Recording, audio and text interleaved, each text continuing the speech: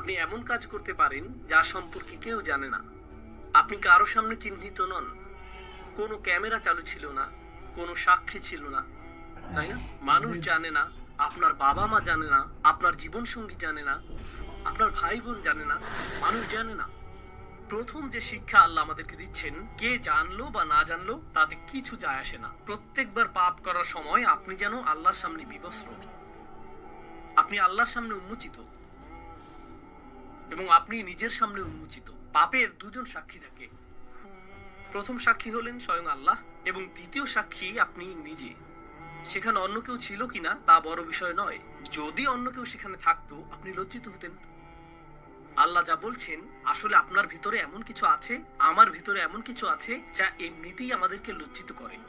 আমাদের ভিতরে একটি বিবেক আছে। এটা এমন, আল্লাহ আদম আলাইহিস সালামের কাছে প্রকাশ করেননি যে তোমার পোশাক পরা উচিত। তখনও এই ধরনের কোনো শিক্ষা ছিল না। যদিও এমন কোনো শিক্ষা ছিল না, তবুও যেই মুহূর্তে পোশাক খুলে গেল তারা সাথে সাথে নিজেদের ঢাকার চেষ্টা করলেন, কারণ তারা লজ্জা অনুভব করছিলেন। তারা বিব্রত ও লজ্জিত বোধ করছিলেন। আল্লাহ তাদেরকে অপমানিত বোধ করতে বলেননি। আল্লাহ সেটা মানুষের ফিতরাতের মধ্যে, মানুষের স্বভাবের মধ্যে দিয়ে দিয়েছেন। আমার ভিতরে এমন কিছু আছে এবং আপনার ভিতরে এমন কিছু আছে যা বলে যে এটা একটা লজ্জাজনক বিষয়। এই জন্য না যে মানুষ জেনে ফেলবে, বরং এটা আমার নিজের আত্মার জন্যই লজ্জাজনক। আমি এমন হতে চাই না, আমি নিজেকে অপমানিত করতে চাই না। আর তারা মরিয়া হয়ে যে কোনো উপায়ে নিজেদেরকে ঢাকার চেষ্টা করছিলেন।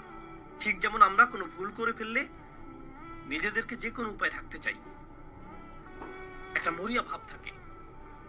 এটা শুধুমাত্র মানুষের চোখের আড়ালে নিজেদের ঢাকা নয়, নিজেকে ঢাকার আরো একটি মাত্রা রয়েছে।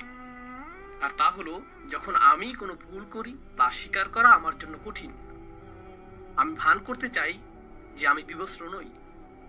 নিজেকে রক্ষা করার জন্য, নিজেকে ঢাকার জন্য আমি সম্ভাব্য সব কিছুই করি। আপনি হয়তো এমন মানুষ চিনেন যাদের কাছে গিয়ে যদি বলেন আপনি কি কখনো ভুল করেছেন, তারা বলে না, আমি কখনো ভুল করিনি। আপনি কিসের কথা বলছেন? আমার একমাত্র ভুল ছিল আপনার কথা শোনা। তারা স্বীকার করে না যে তারা ভুল করে, তারা স্বীকার করে না যে তারা ভুল। অনেক ক্ষেত্রে আপনার পরিবারেই এমন মানুষ থাকে। আর যখন একজন মানুষের জন্য স্বীকার করা কঠিন হয় যে আমি আমার জীবনে কখনো ভুল কিছু বলিনি, তারা নিজের কাছেও তা স্বীকার করতে পারে না। জানেন এটা কি? তারা নিজেদেরকে ঢাকতে মরিয়া। তারা নিজেদেরকে একটি নেতিবাচক রূপে দেখাটা মেনে নিতে পারে না। তাই তাদের ভান করতে হয় যে কখনো কোনো ভুল হয়নি। তারা ঢাকতে থাকে এবং ঢাকতে থাকে।